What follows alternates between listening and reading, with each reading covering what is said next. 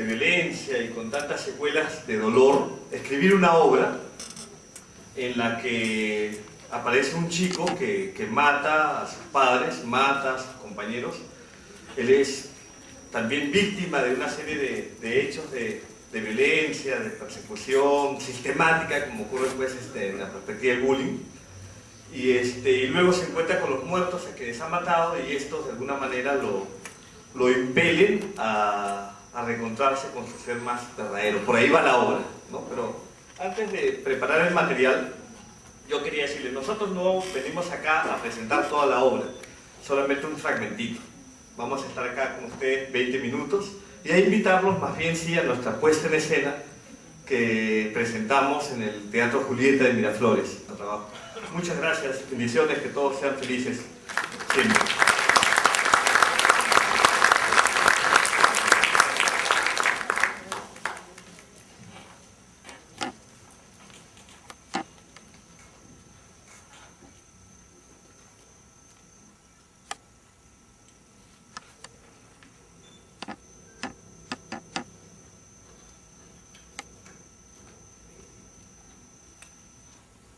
Ustedes no tienen idea lo que significa ser una persona un día y nadie el siguiente.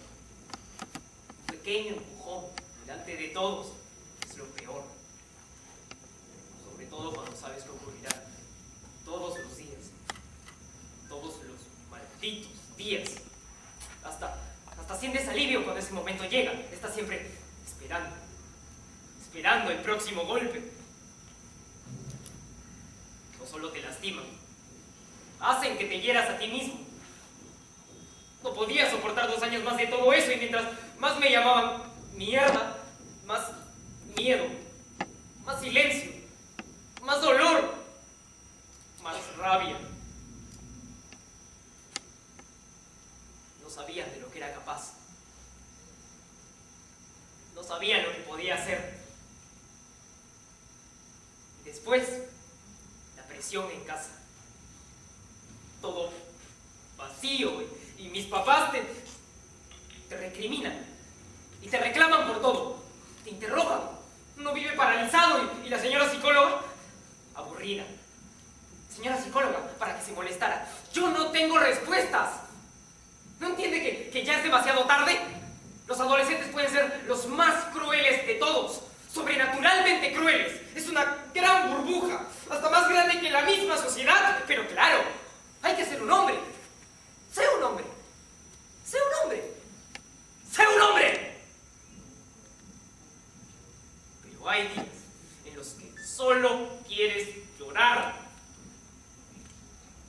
A veces el odio es el sentimiento más real en el mundo y parece perdurar por siempre. Te acuestas con él, duermes con él, te levantas con él, vives con él y mueres con él.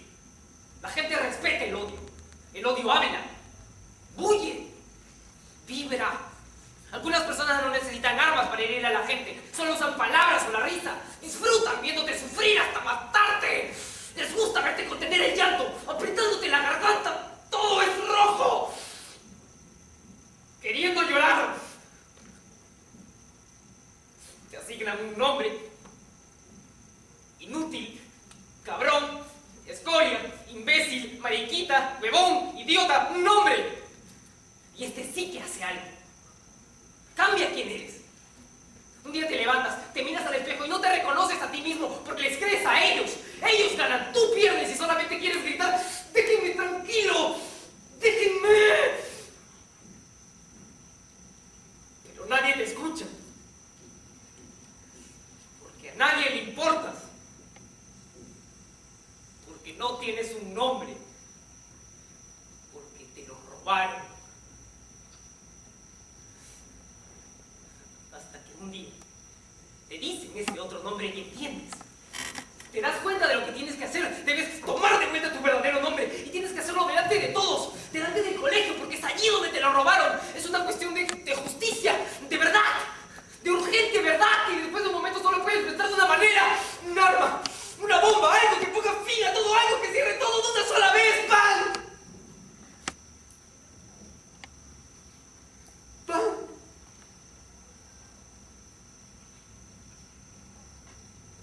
¡Pan!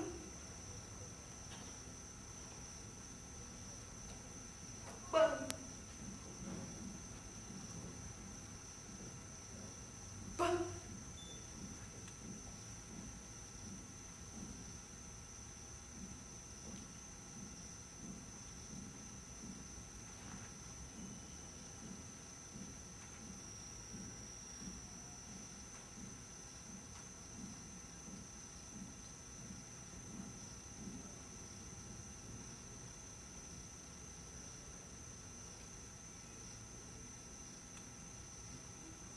Después llegarán las camillas. Cientos y cientos de blancas camillas que harán falta cuando todo termine. Y después todos dirán, ¡qué tragedia! ¡Qué tragedia!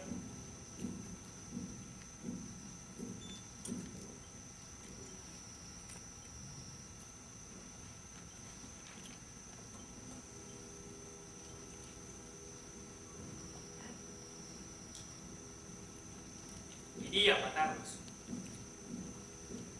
pero no los quería muertos. Nunca pensé que les estaba quitando todo eso. Nunca. Nunca pensé que esto sería para siempre. Pensé que era... Barang, estás muerto de nuevo.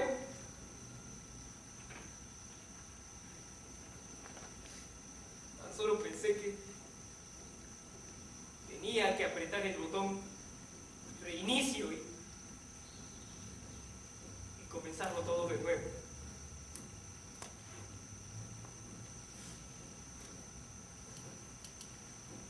Muchas gracias.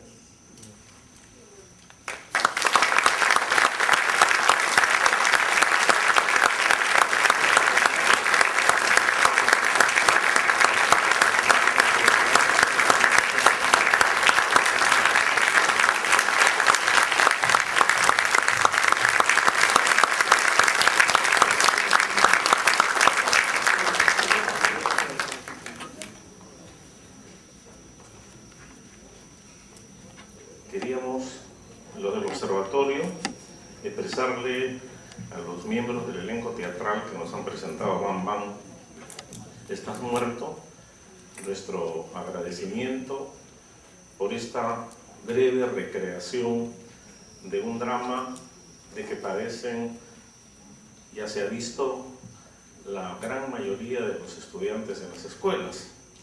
No siempre se llega a ese final, pero el sufrimiento, el dolor del estudiante es permanente, es constante. Y esto es una demostración, además, de que el trabajo por una cultura de paz, por una convivencia en la escuela, no es una exclusividad de los educadores, de los psicólogos, sino que es una responsabilidad de todos. Pero como antes decía Alejandro Castro Santander, no es una responsabilidad de todos en abstracto, porque al final nadie es responsable de nada, sino tenemos que ir identificando responsabilidades, asignando roles.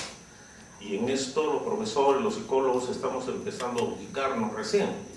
Y creo de que los amigos del teatro, desde una visión cultural, que tiene que hacer bastante en la visualización de estos problemas, va a ser siempre una ayuda permanente. Del mismo modo como los jóvenes creen más a las imágenes que a las palabras, por su notoriedad, por su directa repercusión en nuestras percepciones, el teatro tiene también ese efecto. Y creo de que por esa misma razón el observatorio no solamente valora, agradece, sino que nos comprometemos a colaborar un poco más activamente en las actividades de ellos. Y en principio me tomo la libertad en nombre del observatorio a considerarles un reconocimiento que se lo vamos a hacer llegar como un testimonio de gratitud a este aporte que nos han hecho esta mañana. Muchas gracias.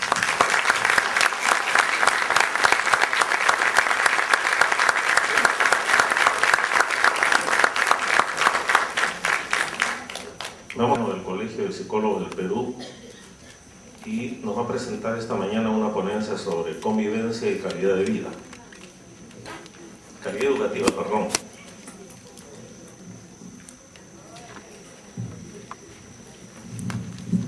Aquí con nuestro bullying causa.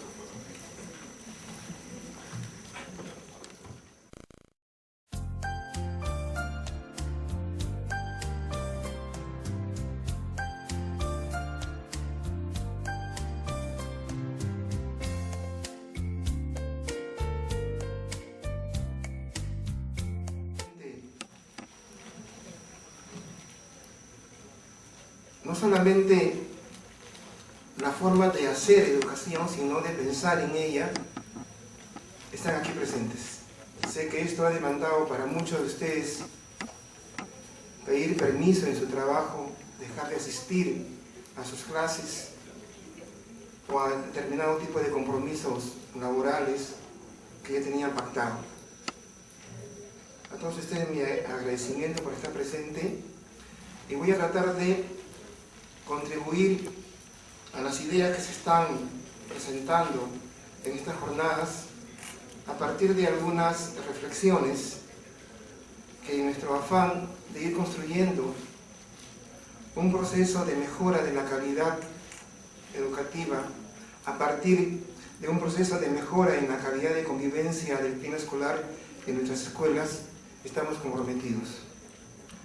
En realidad, nuestra práctica académica a nivel universitario y nuestra posibilidad de trabajo, sobre todo en el campo educativo, nos han llevado a tener conciencia de la necesidad de involucrarnos, ya no solamente con fines académicos, sino fundamentalmente con fines operativos, con fines que nos posibiliten tomar decisiones y ser ejecutores de estas decisiones. Y ahí de nuestra participación en la promulgación de la ley anti-bullying y en la reglamentación de la misma. Un compromiso que recién se inicia y que indudablemente es sostenido y tendrá que ser sostenido a partir del momento en que se reglamente esta ley anti-bullying.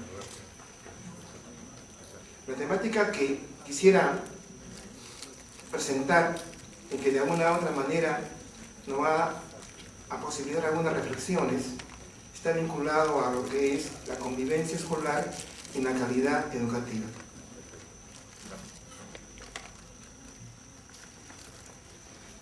Leí en un libro sobre relaciones en la escuela, cuyo autor no recuerdo en estos momentos, disculpen ustedes, ya es por cuestiones de la edad,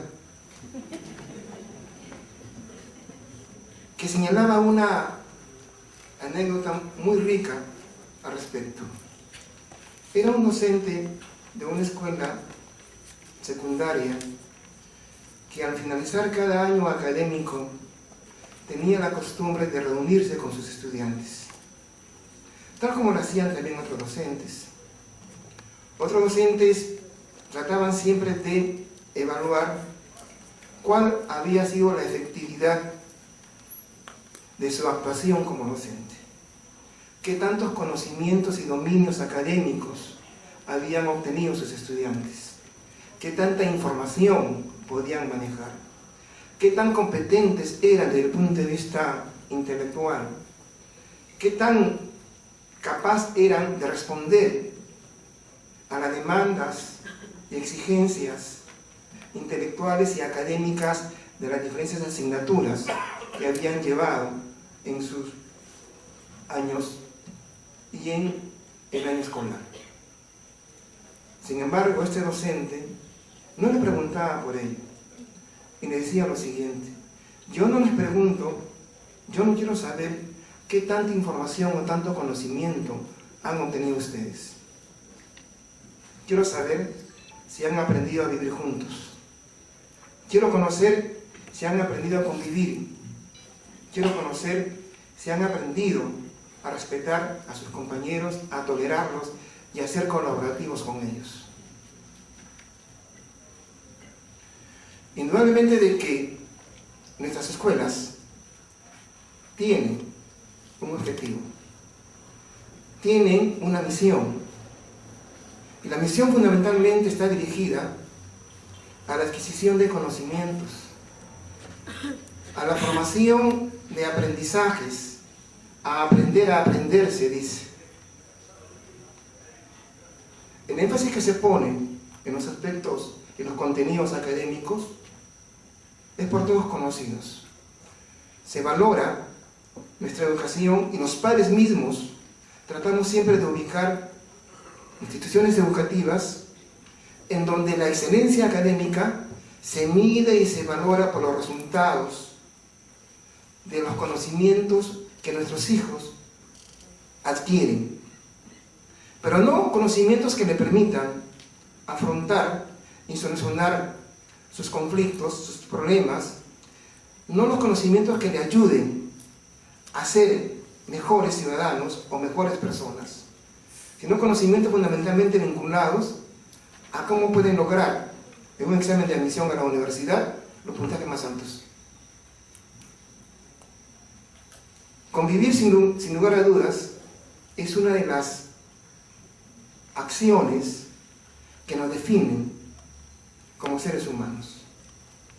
Y convivir no es fácil. Convivir es realmente complejo y complicado. Implica una serie de elementos. Sin embargo, es a partir de la convivencia, de esa interacción que los seres humanos establecemos con otros seres humanos, en donde vamos construyendo lo que vamos a hacer como individuos, como personas. Y es a partir de los elementos que están en el contexto en la cual convivimos que vamos adquiriendo nuestras habilidades interpersonales, que vamos adquiriendo nuestras habilidades personales, donde vamos adquiriendo nuestra forma de ser, nuestra socialización, nuestra personalidad básica. Es la familia el primer lugar en donde nuestra forma de relaciones se establece. Los que somos casados sabemos lo difícil que es convivir. Sabemos lo complicado es vivir con una persona del sexo opuesto. Más aún si es mujer. Es mucho más complicado.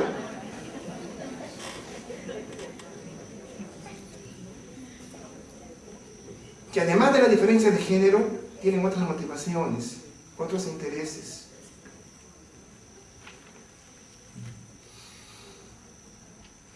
Esa dificultad, más bien dicho, esa forma de relaciones, de alguna u otra manera, genera desacuerdos, genera conflictos. Pero también dentro de esta relación de convivencia que se da inicialmente en la familia, hay un orden, hay normas, que muchas veces no están escritas, pero que de alguna u otra manera constituyen el elemento de relación de convivencia, y que le manda a dar ese matiz que de alguna u otra manera da como resultado las formas de actuación, las actitudes, los estereotipos, nuestra manera de pensar, de actuar y de sentir. La cosa se va haciendo más complicada cuando nace un pequeño mamarracho, cuando nace una criatura con otros intereses, otras motivaciones, otras necesidades, otras funciones. La relación de convivencia implica derechos, pero también implica responsabilidades, implica roles y funciones que se tienen que cumplir y exige también, de alguna u otra manera, una relación. En algunas familias ustedes saben quién es la que manda siempre.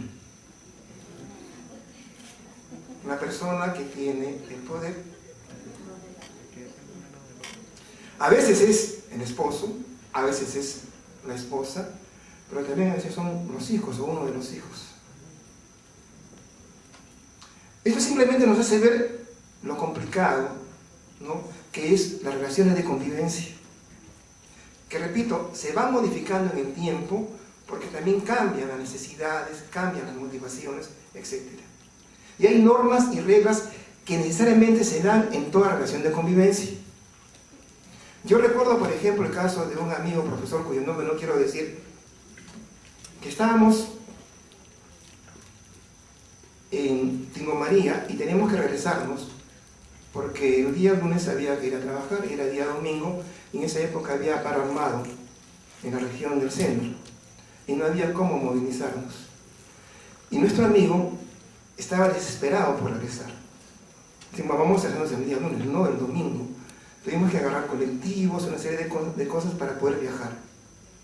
Luego después nos enteramos de que en su contexto de convivencia había una norma que decía de que allí se hacía el amor el día sábado, estés o no estés.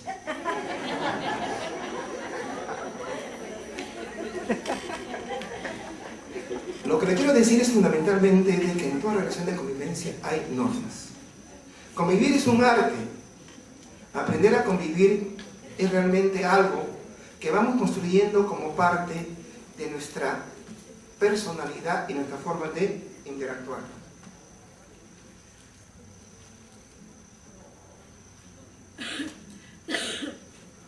Un ámbito de convivencia más complicado y en donde hay que regirse también a normas y a prescripciones y donde hay que desempeñar roles y funciones, donde tenemos derechos y deberes y responsabilidades, es el ámbito educativo. Es el ámbito escolar, que es un espacio, un contexto en donde hay otros individuos similares a nosotros, pero también diferentes a nosotros. En donde tenemos que compartir no solamente tiempo, sino también intereses, motivaciones, espacios, emociones, relaciones, en donde de alguna u otra manera van a generarse discrepancias, desacuerdos, conflictos, porque la convivencia de alguna u otra manera da lugar a la ocurrencia de conflictos, y en donde la relación no solamente se hace ya con pares, sino también con otras personas como estamentos, que tienen también otras funciones, otros roles, maestros, autoridades. Y es aquí en donde de alguna u otra manera se tiene que garantizar una forma especial de relación que promueva no solamente el respeto a los derechos de los demás, que promueva no solamente un crecimiento de nuestras habilidades personales, de nuestra autoestima, de nuestro autoconcepto, nuestro sentimiento de ponernos en el lugar del otro, el de la tolerancia, el de aceptar la diversidad, el de creer en los aspectos del bien común, del bienestar del otro. Es un contexto en el cual, de alguna u otra manera, hay elementos que van modulando y van perfilando la forma de actuación, la forma de sentir, la forma de ver y de percibir, no solamente el mundo, no solamente al otro, sino también la relación que tenemos con nosotros. Y es por eso que la convivencia escolar, entendida como esa forma de relación interpersonal en la cual tenemos que respetar al otro, tenemos que tolerar la diversidad del otro, tenemos que de alguna u otra manera ponernos en el lugar del otro, tiene que ser necesariamente, como señalan los expertos, democrática. Tiene que basarse en una relación horizontal, en una relación en la cual las personas se sientan con la seguridad de poder expresar sus emociones, de poder expresar sus opiniones, de expresar sus críticas de manera apropiada, de manera conveniente. Una relación en la cual las experiencias que tenemos allí nos permitan ir consolidándonos como individuos, como personas, sintiéndonos seguros de lo que hacemos y de lo que sentimos, de involucrarnos también en los requerimientos y necesidades de los demás, de poder colaborar con nosotros en ese crecimiento personal. De ahí de que la convivencia escolar tiene que centrarse en una relación democrática, en una producción prosocial y valorativa.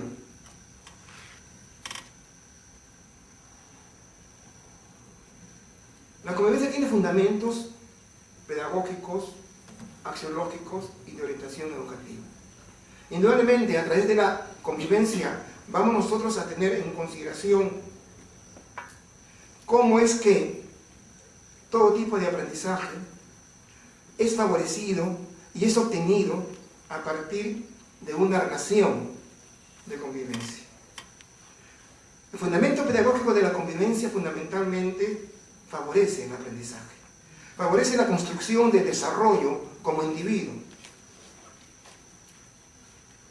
El fundamento axiológico está relacionado a que la convivencia tiene un sustento valorativo, permite la formación de la moral, permite que tomemos aquellos valores que son parte de la visión de la escuela en la consecución de los objetivos y que se traducen en las prácticas y que están insertadas en la estructura curricular y que de alguna u otra manera tienen que ser coherente con lo que está en la comunidad y con lo que está en la familia.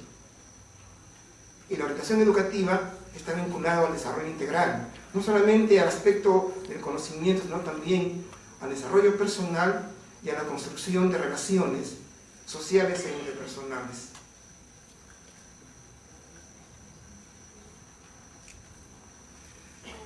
Toda convivencia escolar exige la existencia de normas y valores consensuados. Normas proactivas, normas que se sustenten en el desarrollo del individuo como persona. Normas que permitan el crecimiento, así como también que permita la responsabilidad de asumir cuál es nuestro rol como estudiante, como docente, como padre de familia o como parte de la comunidad. Y estos valores tienen que ser consensuados en la medida de que las normas tienen que ser consensuadas. Al respecto, yo estaba escuchando al expositor, nuestro amigo del país vecino de Argentina, en que señalaba algunos aspectos realmente interesantes, en que de alguna u otra manera también se ve plasmado en la forma en cómo la convivencia en nuestro país se establece como un criterio. Se hablaba, por ejemplo, de cómo se denomina cuando los estudiantes dejan de asistir a clase. Acá se le decía, antes, en mi época, tirarse la vaca o hacerse la vaca. Ahora es la pera. Pero nosotros cuestionamos y a veces nos sentimos un poco defraudados de la perspectiva de nuestra generación a la comprensión de la forma de actuación de los púberes y adolescentes de nuestra época. Ustedes saben de las famosas mujeres adolescentes positivas, de la forma que tienen de actuación, o sea, aquellas niñas que no pasan de los 16 años y que son las que se encargan de organizar las fiestas y son ellas las que invitan a los muchachos para sus, ¿cómo diríamos? Para su rato de distracción, para su vacilón. Las peras malogradas, como se les denomina. Positivas. Son mujeres positivas. Así se denominan ellas. O sea, esa terminología, esa conceptualización, ¿no?, que indudablemente, repito, nos produce a muchos de nosotros escozor.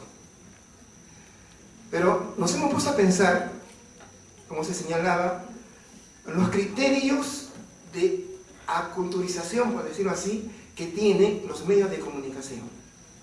La cultura que se ejerce dentro de la comunidad y que son traducidos a través de la televisión, ¿no? Aquí también se ha señalado al respecto de que mucho se habló de la televisión como la caja boba, que mucho se cuestionó la televisión, no solamente como aparato, sino también como contenidos, y sin embargo, sigue haciéndose lo mismo. Y ahora con mucho más intensidad. Antes había un televisor para la sala, luego hicimos un televisor para el dormitorio, ahora tenemos televisor hasta en el carro, en el garaje, hasta en la cocina. Y se nos ha vuelto imprescindible. Igual ocurre con los celulares, igual ocurre con el internet. Yo solamente lanzo una interrogante. ¿A quién beneficia eso? ¿Quiénes son los más beneficiados con eso? O sea, con la adquisición de ese tipo y que de alguna u otra manera se convierte en una necesidad. Yo a mis estudiantes les señalaba que este es un bendito, pero un maldito aparato. Quizás sea una cuestión de crítica. Nos ha hecho perder algo que para nosotros es muy importante: privacidad. Privacidad. Y pobre de uno si no lo tiene.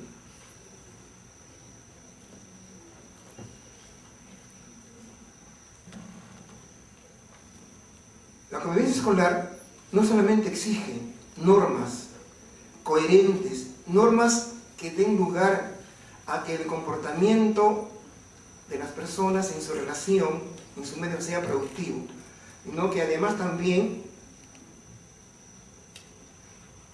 requiere de habilidades interpersonales, requiere de competencias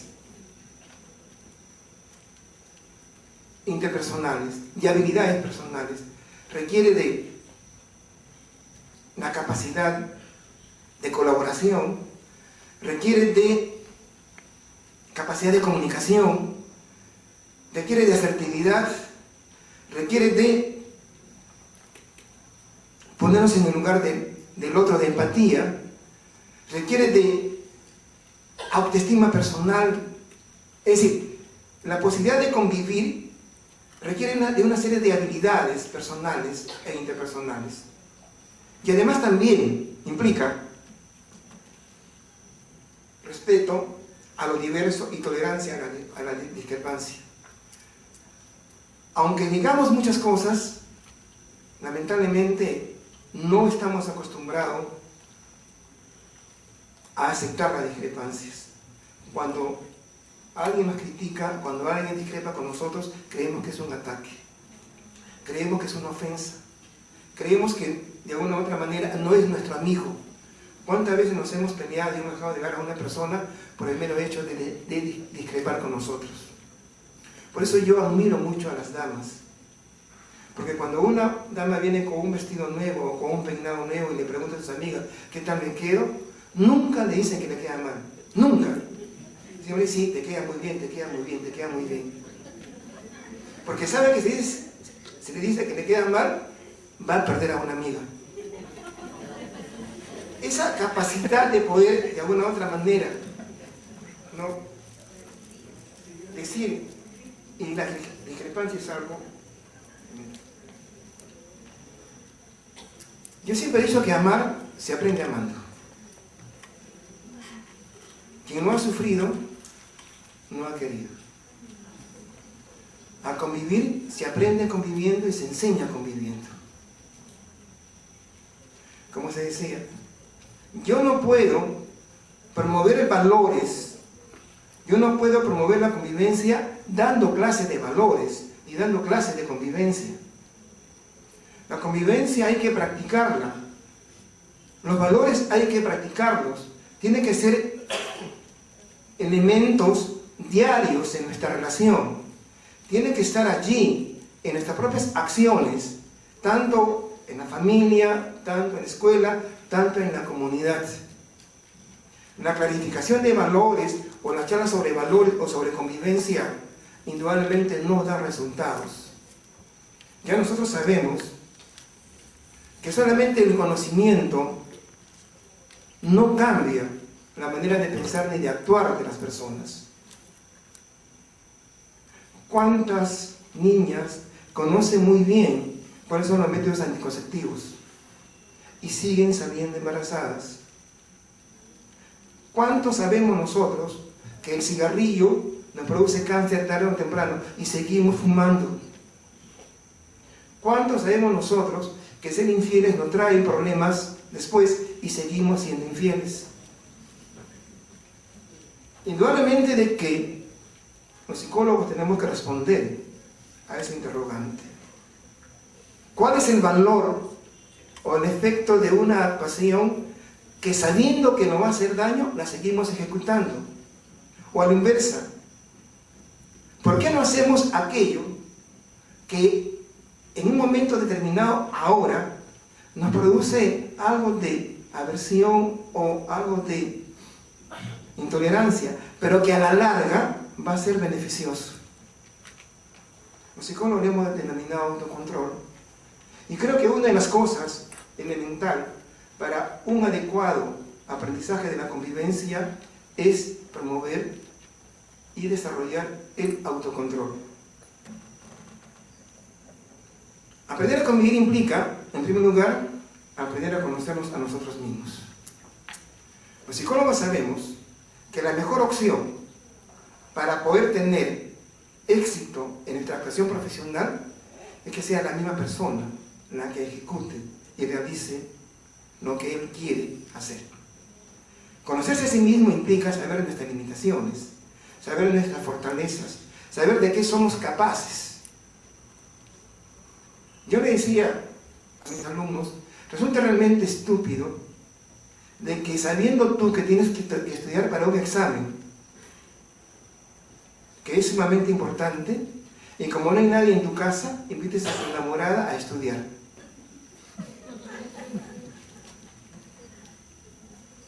En la medida que nosotros podamos identificar cuáles son los elementos del contexto que de alguna u otra manera son factores que inciden en nuestra actuación, en nuestra manera de ser, que aprendamos a conocernos a nosotros mismos, no significa de que tengamos una mirada interior, sino que aprendamos a conocernos, significa de qué somos capaces de hacer y no hacer en determinadas circunstancias, para sobre esa manera poder actuar sobre esas circunstancias. Saber el valor que tenemos como individuos y como personas, indudablemente la construcción de eso se da en las relaciones de convivencia. Tenemos que aprender a entender a los demás, a ponernos en el lugar del otro. Tenemos que aprender de que somos diferentes pero que también somos iguales, que es un ser humano que también necesita de otro ser humano que lo comprenda para poder sentirse parte de una institución, de una organización o de una relación. Claro, indudablemente hay circunstancias en las cuales nos dicen, ¿no? Compréndeme, te he sido infiel, compréndeme. Indudablemente hay atenuantes en las cuales de alguna u otra manera nos hacen entender de que los errores, porque somos humanos que cometemos, ¿no? Debemos de repararlos o debemos de servir como un elemento de aprendizaje para no volverlos a cometer. Alguien decía, si alguien te hace daño, si alguien te es infiel, la primera vez es tu culpa. Pero si lo hace por segunda vez, disculpen, es su culpa. Pero si lo hace por segunda vez, ya es tu culpa.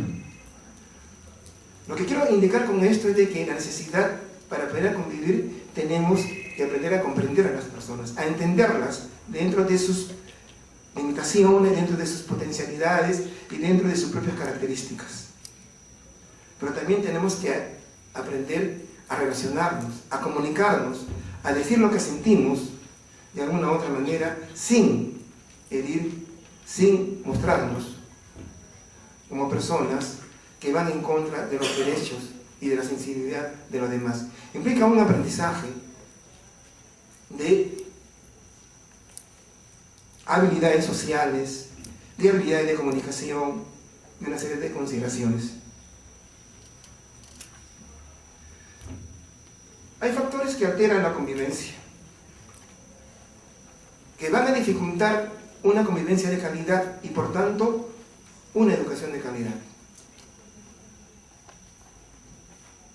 La violencia y la agresividad constituyen uno de los elementos de mayor obstáculo para una adecuada convivencia. La violencia es una forma de relación interpersonal en donde la agresión se constituye quizás en la forma más bizarra, en la forma más cruda, ¿no?, de relación. No olvidemos que el bullying o el maltrato o la violencia entre pares en escuelas es, sin lugar a dudas, una forma de violencia más sofisticada. Una forma de violencia que muchas veces no tiene indicadores, no tiene elementos visibles, pero que produce daño, que produce de alguna u otra manera situaciones que van en contra de la integridad de la persona, que le produce malestar, dolor, miedo.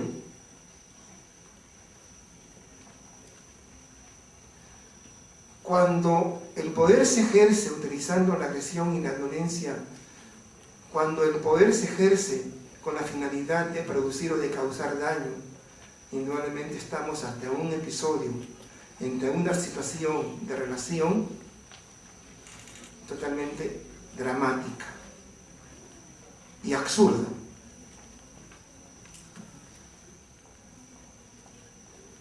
Muchos profesores se quejan de que las relaciones de convivencia y de las relaciones interpersonales entre ellos y sus estudiantes no son apropiadas porque los estudiantes se comportan de tal manera que sus acciones no permiten una adecuada condición de clase. Hacen bulla, preguntan por gusto, se pelean entre ellos. Indudablemente estos son elementos que se dan dentro del aula. Pero la pregunta constituye es cuál es la capacidad y la autoridad que tiene el docente para controlar este tipo de manifestaciones. ¿Cómo pueden ellos de alguna u otra manera aceptar esta forma de relación si es que su desempeño como docente no está vinculado a una práctica democrática, sino más bien una práctica permisiva? Indudablemente de que si a esto contraponemos una práctica autoritaria, tendríamos el efecto contrario. La disrupción en el aula es, sin lugar a dudas, un elemento que dificulta las relaciones de convivencia. El autoritarismo y la falta de autoridad no permiten el desarrollo personal y la construcción del alumno como individuo libre y espontáneo, que pueda participar y pueda satisfacer sus necesidades de ser él una persona.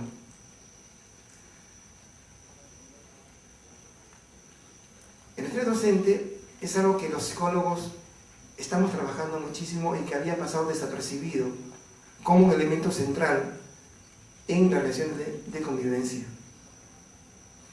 Tengamos en cuenta de que sobre quien gira fundamentalmente la educación y quien es responsable en el aula de proponer los contenidos, las metodologías, la forma de evaluación y la conducción del control de la disciplina en el aula es el docente.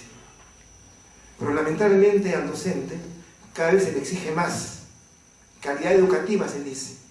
Y la calidad educativa la miden por la eficiencia. Y la efectividad o la eficiencia está determinado cumplir con los objetivos con el menor costo posible. Por lo tanto, se le paga menos al profesor, se le exige más, que sepa de computación, que sepa de internet, que tenga computadora, que tenga maestría, que establezca relaciones ahora a nivel virtual de relaciones, no como chat, forum, para poder tener una relación más agilizada con los estudiantes, ya que ellos están en una situación distinta de educación.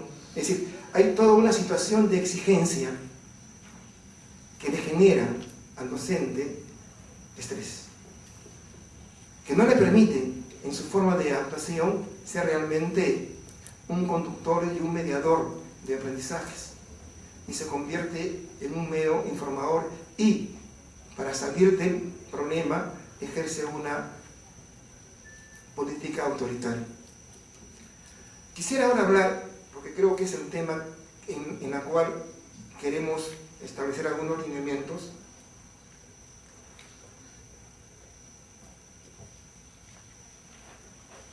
en la calidad educativa.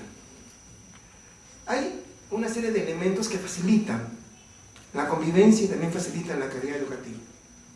Estos elementos son relaciones interpersonales de colaboración, relaciones interpersonales de respeto al otro, son normas claras y proactivas que permitan el desarrollo y la construcción personal, que sean normas que establezcan no solamente sanciones, sino correcciones, que permitan que uno las asuma como parte de una construcción personal en base a valores.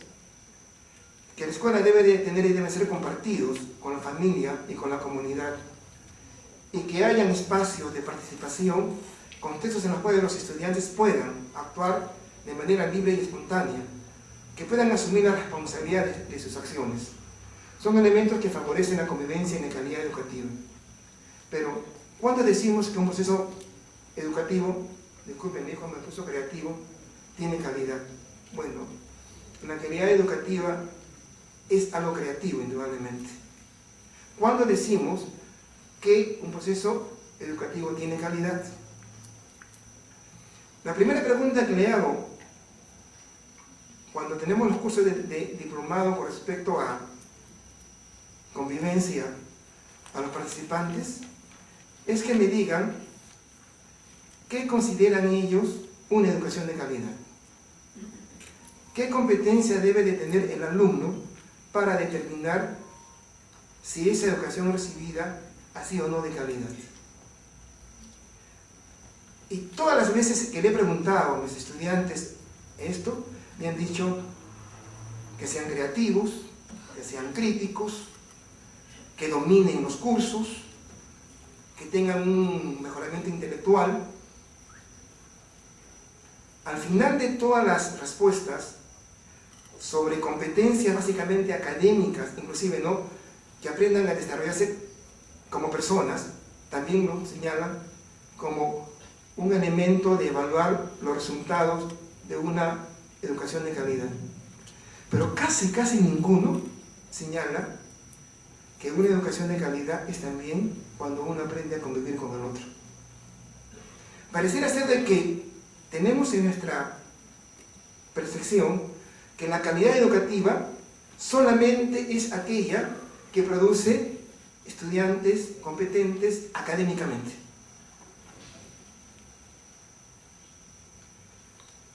Indudablemente que eso nos hace pensar, porque si eso es parte de nuestra concepción, entonces nuestra práctica educativa está dirigida fundamentalmente a la consecución de esos objetivos. Y no es que no esté estipulado en la Ley General de Educación, está como fines de la educación. Está como primer fin, quizás el orden no sea a propósito, generar conocimientos y desarrollar aprendizajes. Está como segundo fin, construir un desarrollo personal. Y en tercer lugar, facilitar el aprendizaje de normas, de relaciones, de convivencia. O sea, a pesar de que están como fines de la educación y que la calidad de la educativa que también está en la Ley de Educación señala la consecución de esos fines, sin lugar a dudas, estos no son considerados como elemento esencial cuando la percepción que tenemos de evaluar y de valorar los resultados de una educación de calidad se establecen en base a criterios académicos, intelectuales, cognitivos y no a elementos que están relacionados con el desarrollo personal y de relaciones interpersonales.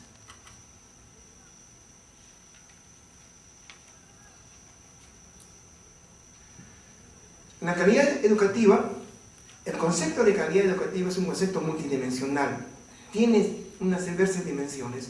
Por ejemplo, para nuestro gobierno, que acaba de concluir, la calidad educativa está vinculada fundamentalmente a la capacitación de los profesores, a la meritocracia, a la posibilidad de un incremento de sueldos en función de su mejoramiento académico. Se hicieron evaluaciones, luego capacitaciones. Que la calidad educativa estaba en la construcción de grandes unidades escolares, ¿no? ¿Cómo se le decía?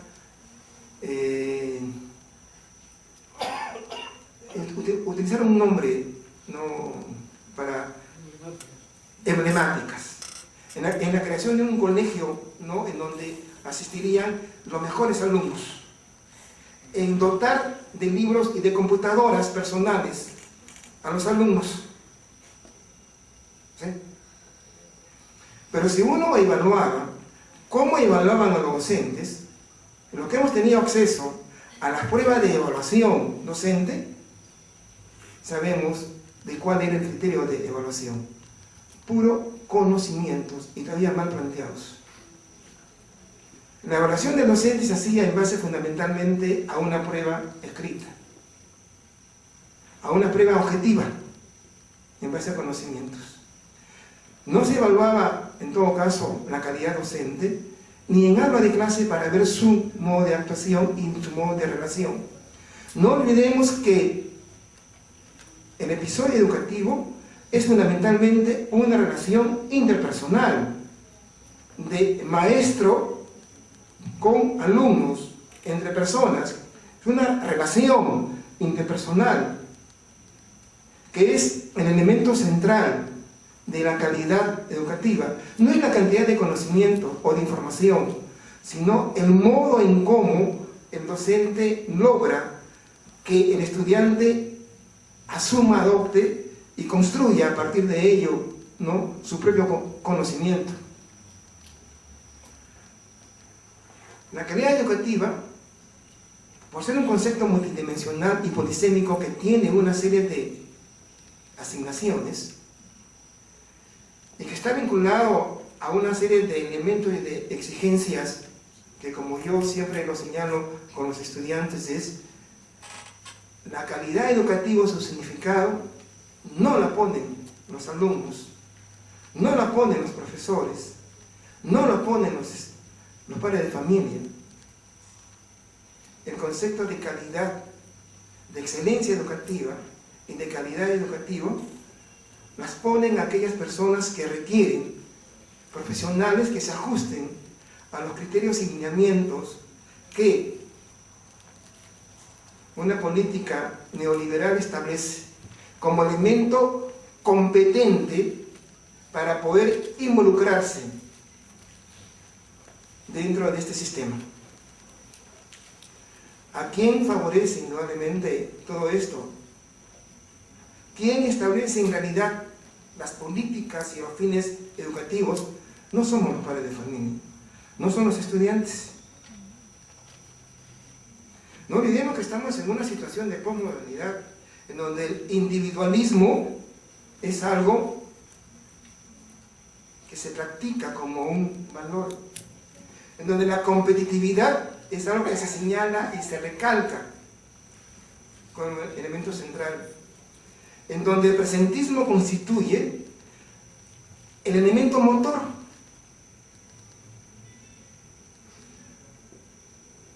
Estamos lamentablemente viviendo elementos de influencia, de ideología cultural que nos hacen ver que todo es relativo, en donde priorizamos lo estético antes que lo ético, en donde no importa cuál es el daño o cómo los demás puedan quedar con tal de ser uno quien tiene el éxito,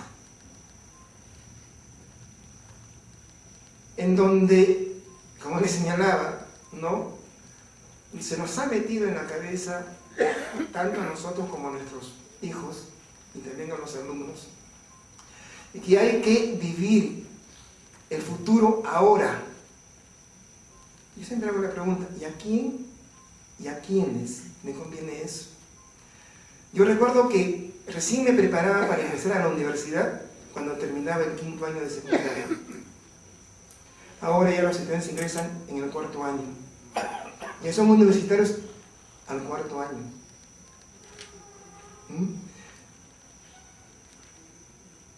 Estamos viviendo un futuro en el presente. Y creo que todos ustedes también lo viven de alguna otra manera. Gastamos con la tarjeta de crédito lo que todavía no hemos ganado. Y toda la propaganda se nos mete en la cabeza con respecto a eso. Inclusive en el deporte, como había leído un artículo sumamente interesante, antes las eliminatorias de los mundiales se hacían un año antes del campeonato, o a veces se hacen 3 años antes. La pregunta es, ¿a quién conviene eso? O sea, son elementos que de alguna u otra manera se van a dar en el presentismo.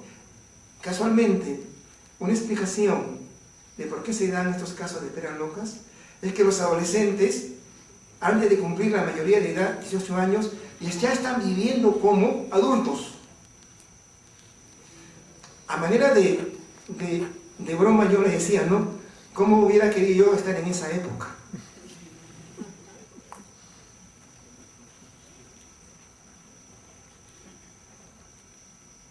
La eficiencia, la calidad educativa se mide por la eficiencia. Y la eficiencia es alcanzar los objetivos y logros a menor costo. A menor costo. Una calidad educativa no puede supeditarse al menor costo. Implica inversión. Y al menor costo ya saben ustedes qué es lo que significa. Se dice que se tiene una calidad educativa cuando el estudiante adquiere las competencias, los objetivos y metas que le propone su institución.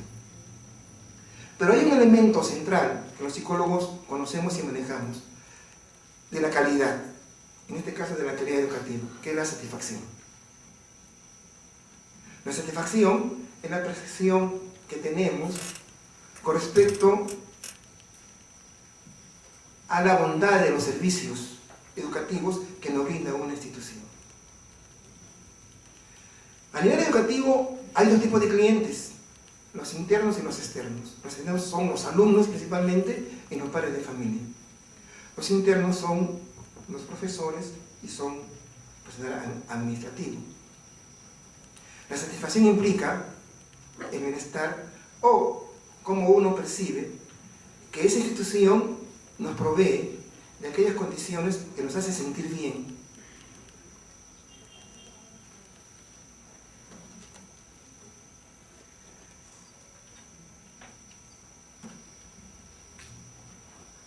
Hace 5 años aproximadamente se dieron a conocer en el Perú los resultados de la prueba PISA, en la cual Perú estaba en el penúltimo lugar en cuanto a rendimiento en cálculo matemático y en comprensión de lectura. A partir de ahí se hicieron una serie de activaciones para declarar en emergencia educativa el sistema, y a la vez también se promulgó la ley de enseñanza, la ley del Sistema Nacional de Evaluación, Acreditación de la Calidad Educativa, con la finalidad de mejorar estos logros. En los estándares que evalúan la calidad de las instituciones educativas, hay una serie de elementos que van sobre la infraestructura, la metodología, la gestión, ¿no? El personal administrativo, los profesores y los alumnos. Pero en los estándares y en las preguntas que se le hace a los estudiantes, todas fundamentalmente están dirigidas a aprendizajes, a conocimientos. Creo que un elemento esencial en cuanto a evaluar la calidad educativa debe estar relacionado fundamentalmente a una evaluación del alumno. El alumno es el eje central de todo proceso educativo. Por un lado también, el estudiante nos debe de proveer de información si los contenidos del currículo son realmente valiosos, si los contenidos del currículo que le han sido dados me han sido de ayuda para poder afrontar y responderse a las preguntas cotidianas. ¿En qué medida lo que yo he aprendido me permite a mí responder, explicar y afrontar las situaciones cotidianas que vivo? ¿En qué medida la metodología que emplea el profesor es adecuada a la consecución de esos objetivos y está de acuerdo con mis características? ¿En qué medida el docente de alguna u otra manera está o no motivado? ¿Conoce o no conoce? No su materia esencialmente, sino cómo llegar al estudiante, cómo motivarlo, cómo hacer que realmente se sienta en expectativa de poder comprometerse con los contenidos que se le quiera enseñar. ¿Cómo son las normas? Si se respetan o no se respetan, si son reales o no, si son punitivas o son normas que permiten, a partir de una gestión, ir asumiendo responsabilidades y compromisos en base a reglas y en base a normas. Un elemento central que considero que el estudiante debe de valorar es el de seguridad. Yo me hacía la idea, por ejemplo, de un colegio en donde el estudiante vaya con su chaleco y vaya con sus... También le decimos chalecos a los guardaespaldas, ¿no? Con su guardaespaldas a clase. Un colegio en donde se pongan alambradas, perros policías, ¿no?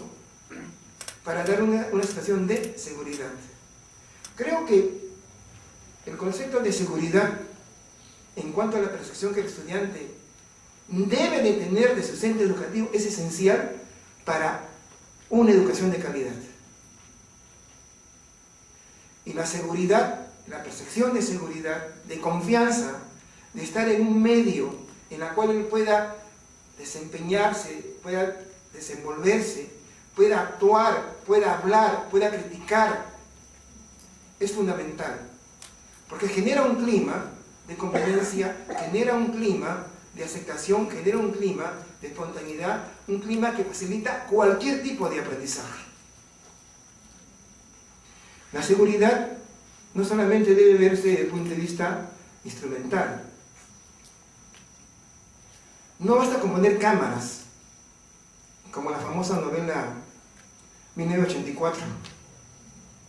Cámaras en el baño, cámaras en el pasadizo, cámaras en el aula, en el patio de recreo, en todos los espacios, con la finalidad de detectar cualquier acto o hecho violento.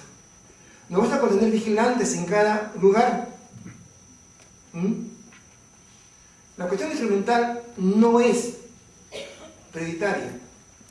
Puede ser quizás una forma, pero no necesariamente. También tiene que evaluarse la percepción de seguridad en cuanto a los aspectos físicos y arquitectónicos. En el sentido del diseño de los espacios. Hay lugares en donde se ha comprobado que aumenta como evento disposicional la probabilidad de comportamientos no adecuados de convivencia, de comportamientos de maltrato, de abuso, de intimidación. Hay lugares en la escuela que facilitan, dado el diseño arquitectónico por el cual están hechos, ya sea por su tamaño, por su iluminación o por la manera en cómo están diseñados. Eso también es algo importante para proveer de seguridad en el sentido de la percepción que tenga el estudiante.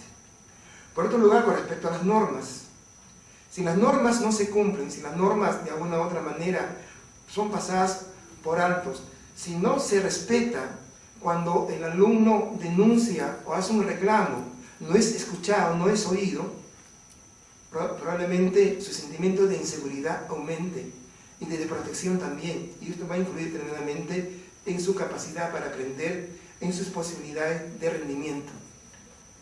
Algunos estudios demuestran que muchas veces el bajo rendimiento académico, las dificultades para aprender, no se deben a situaciones de problemas intelectuales o problemas de déficit de aprendizaje o a metodologías inadecuadas de enseñanza, sino se debe fundamentalmente a situaciones de ansiedad, de miedo y de temor que el estudiante vive y percibe en su ambiente educativo. Alguien me comentaba, por ejemplo, cuando estuve en la Ciudad de México, que en el norte de México los estudiantes universitarios ya no quieren dedicarse a los estudios. Los carteles de México, de Sinaola, de esa parte de ahí, han ido a las universidades y han comenzado a reclutar a los mejores estudiantes. Y a los estudiantes que se oponían, iban y mataban a la familia. O sea, los estudiantes ya no quieren ser buenos estudiantes por miedo. Algo análogo puede estar ocurriendo en nuestras escuelas. Sabemos nosotros que uno de los factores que inciden en la violencia, en el maltrato, en el abuso, es cuando hay un elemento de disparidad.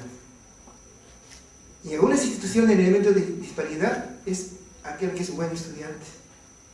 aquel que de alguna u otra manera rinde mejor es visto como raro y es acosado, es maltratado.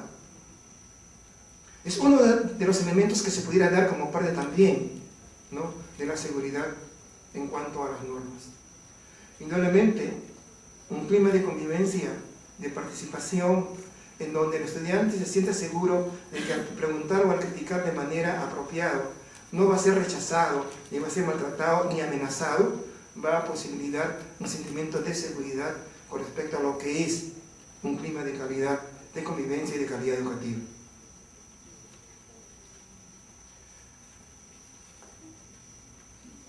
En resumen, creo de que, retomando lo que Delors señalaba en su famoso libro La educación encierra un tesoro,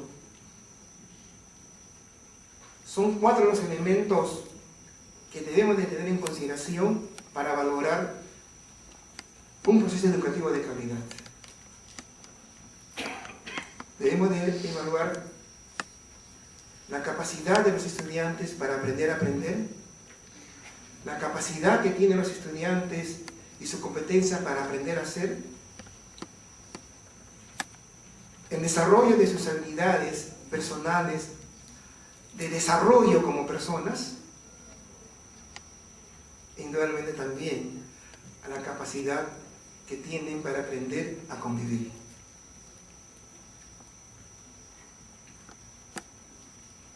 Un modelo que nos puede facilitar una mejora de la convivencia y de la calidad educativa puede estar dirigido a 3 elementos fundamentales. Que el currículum esté también involucrado en el aprendizaje de sentimientos, actitudes y valores, como parte integrante tanto del currículum visible como del currículum invisible, de manera transversal en cada uno de los elementos que constituyen los contenidos educativos. Repito, no se puede enseñar actitudes y valores solamente con discursos, tiene que ser con prácticas, con realizaciones y ejecuciones. Los psicólogos tenemos la metodología de cómo orientar y cómo se puede hacer.